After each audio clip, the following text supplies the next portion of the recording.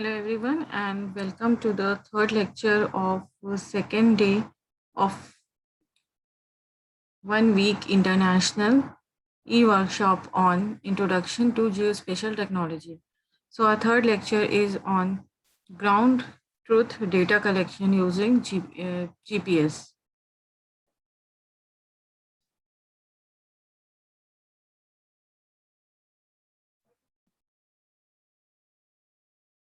So in the last lecture, we learned about the GPS. How does the GPS works? In this lecture, we'll first learn about what is ground truth data. And secondly, we will learn about how we'll use this GPS to collect the location data for the ground truth. So learning objective will be definition, need and purpose of data collection, planning and collection of ground truth data, and lastly, ground truth data collection using GPS. So the definition of ground truth is a term used in a range of remote sensing techniques. It generally refers to the data collected on site on surface of the earth regarding characteristics of the earth's surface features.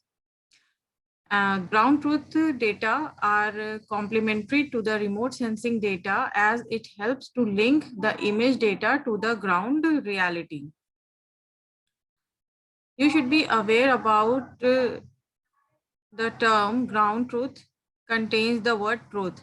The ground truth data is not always true as it may have errors in it due to the factors such as error introduced during data collection, data processing, and lastly, deriving interfaces from them. So the process of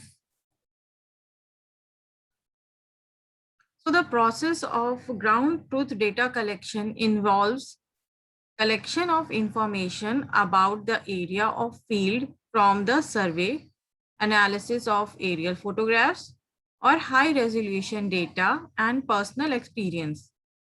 Ground truth is usually done on field site, performing surface observation and measurements of various properties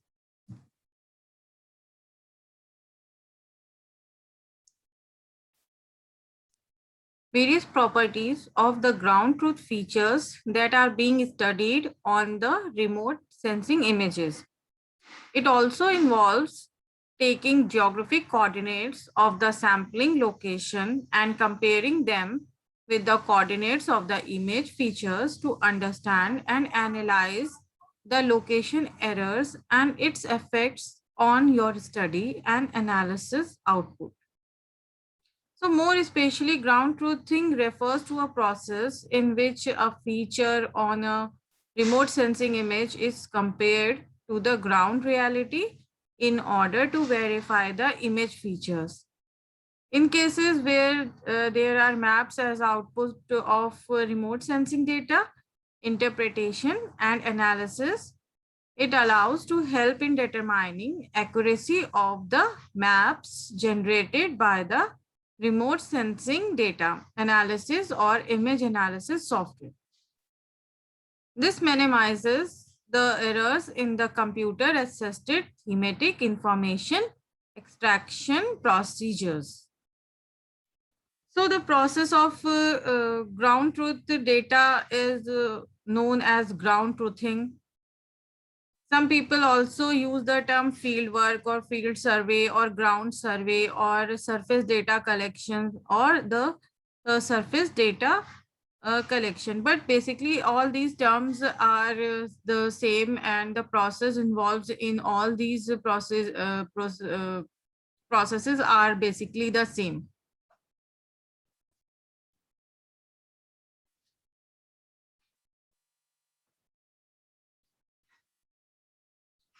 So need and purpose of data collection. So the collection of ground truth data is an essential part in geoinformatics, or it is a integral part of the geospatial technology, because whenever we are taking the satellite images. So the with satellite images, there are many features that sometimes we fail to understand which features are they, or sometimes to know their features better, we use to conduct the ground truth surveys.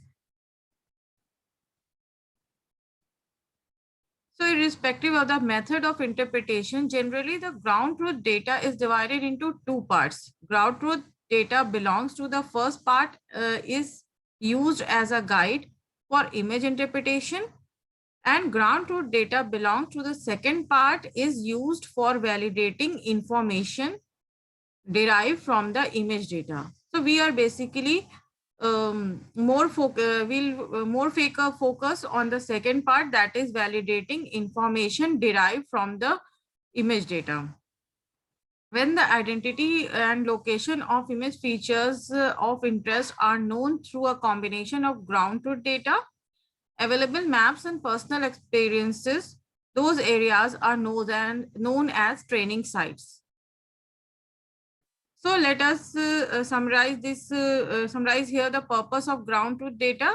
It is carried out typically for the following purposes.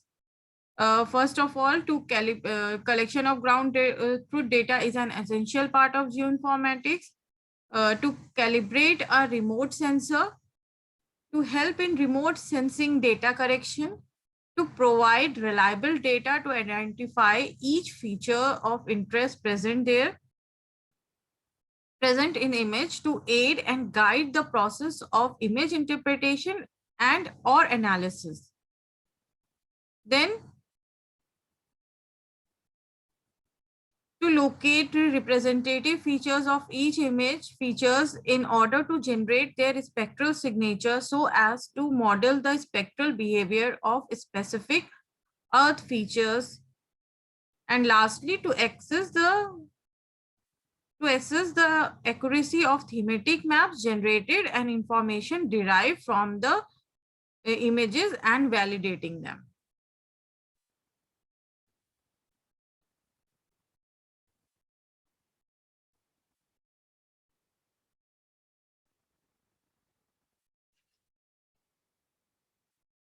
So planning and collection of ground truth data. So as we discussed that the practice of remote sensing depends largely upon the use of accurate ground observations. So the primary objectives of any remote sensing based study include the following. First of all, to produce a map of surface features of a specific theme.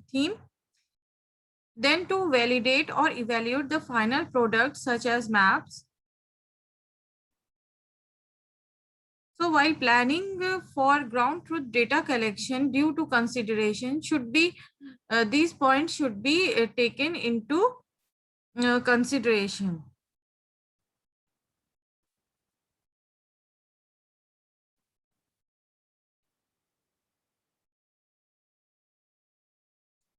To produce a map of surface features of a specific theme, to validate or evaluate the final product such as maps, and to develop or test image data processing techniques. In ground truth data collection.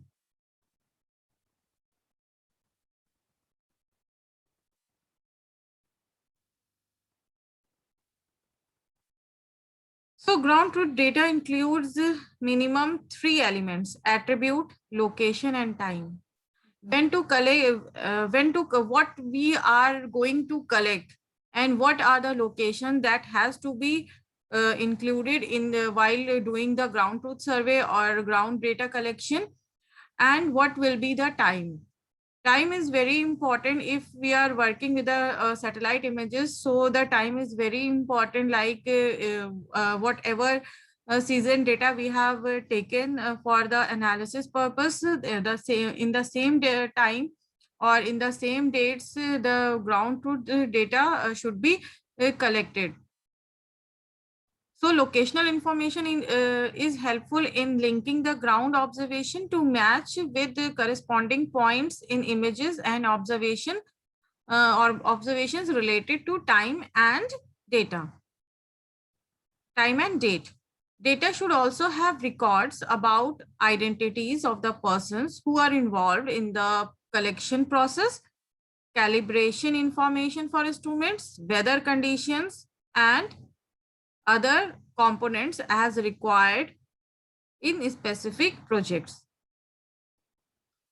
So the ground truth data can also be grouped under the following 4 types: nominal data, biophysical data, field radiometry, and lastly, locational information.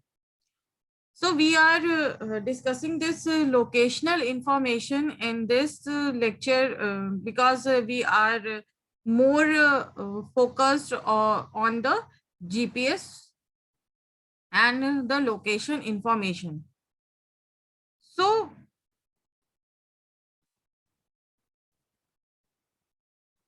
location information consists of informations regarding locations, positions, which is generally collected using GPS or the global positioning system.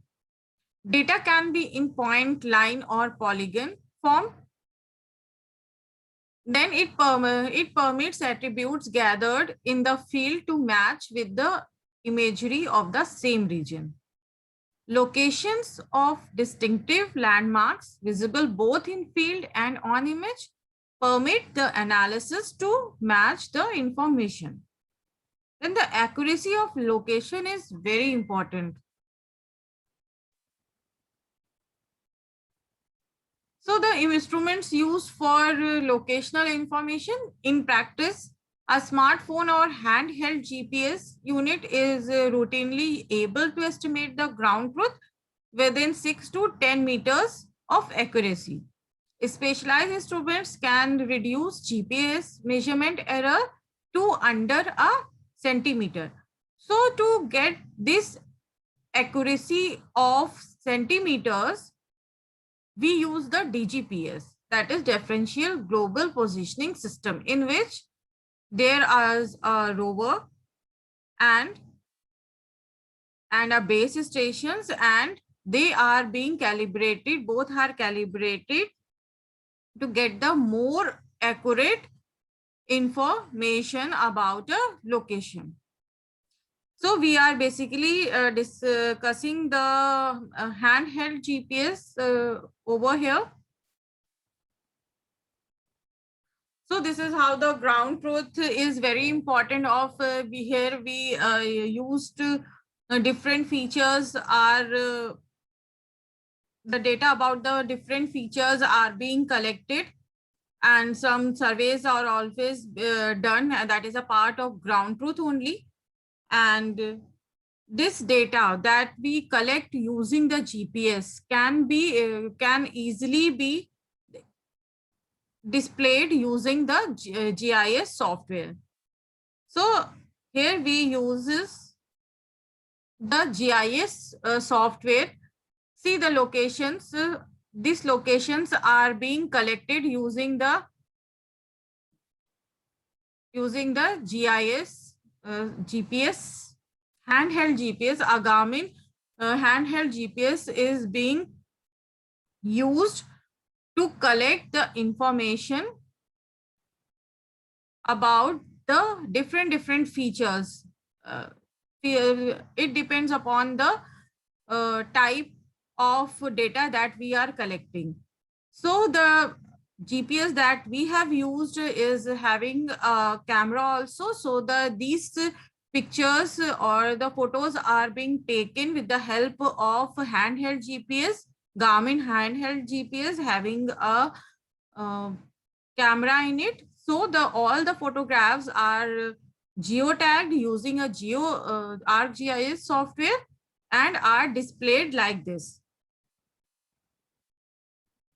So there are differences between models as well as between brands, but the basics are the same. You just have to sit down and go through the instruction booklet and learn all the features of the GPS, the handheld GPS. So here are many parts of the GPS, like on-off button, page key to switch screens, toggle between the fields. This is a very old model, but now there are many new models are also there, like this Garmin shows map of a location map, and this is a 3D view can be used, and this is the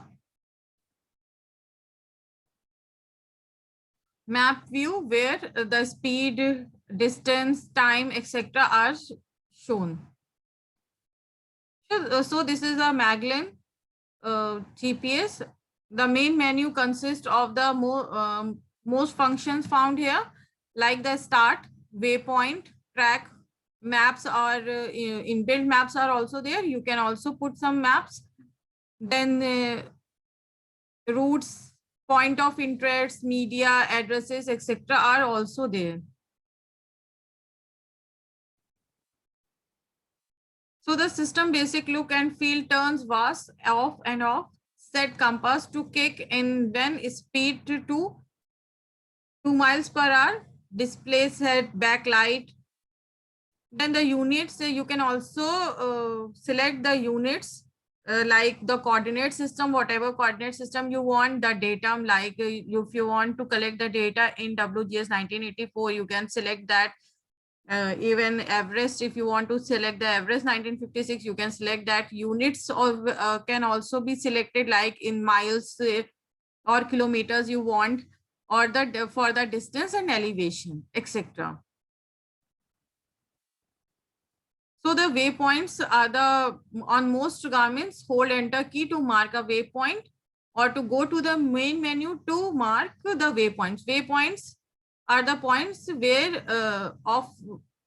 if you want to take the location of any of the point, then it is used. This waypoint is used. Can then edit the name, symbol, location, have a naming convention. So waypoints show up in the list together. Group important points with the same symbol, like a folder. Can bulk delete everything with the same symbol and not others. Then select named waypoint, then go to start and navigation. So this is how you can mark the waypoint. Here is the, from here you can mark the waypoint. This is the main display of the Garmin GPS. So here is the map. You can manage your waypoints from here. This is the setup from where you can set up your units. Then here you can track your path. Then the GPS navigation. Once map or compass screen comes up, start walking. You must be moving for navigation, like this. Here you can be seeing in which direction you are moving. Turn so compass points to top of units, or the arrow points down the map track. When you get close, switch to coordinate screen to find final coordinates. GPS usually have a 5 to 10 meter errors, more in poor conditions.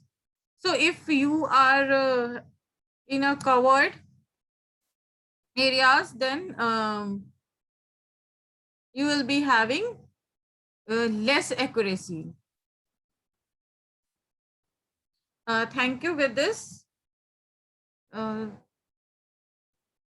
I hope this lecture will be very beneficial for you, and I hope you learn from it. Thank you.